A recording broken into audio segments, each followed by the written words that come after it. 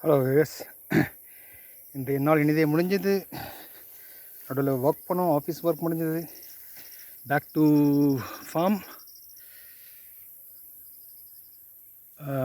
ஏர் filter ரொம்ப டஸ்ட்டாக இருக்குங்க.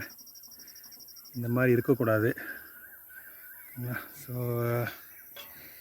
ஒரு முறை ஹெல்த் செக் பண்ணிவிடுவோம். நம்ம ஜட்டாயு ஃபுல் ஒர்க்கில் இருந்தார் இன்றைக்கி. ஸோ ஹெல்த் செக் பண்ணிவிடுவோம் ஒரு முறை. ஓகே, ஸோ லெவல் பார்த்திங்கன்னா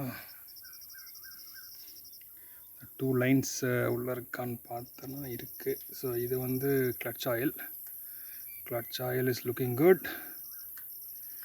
குயிக் ஹெல்த் செக் பண்ணணும். இந்த மாதிரி டெய்லி ஒரு atleast few days once weekly இப்போயாவது பண்ணணும்.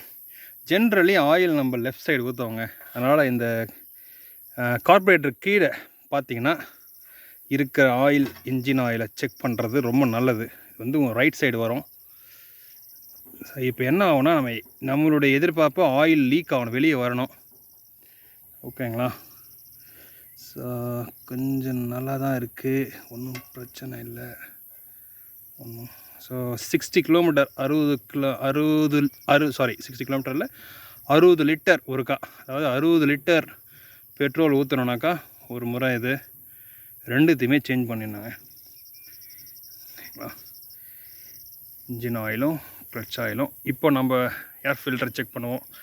ஏர் ஃபில்டர் ரொம்பவே டஸ்ட்டாக இருக்குது. ஸோ கண்டிப்பாக இதுக்கு ட்ரீட்மெண்ட் தேவை.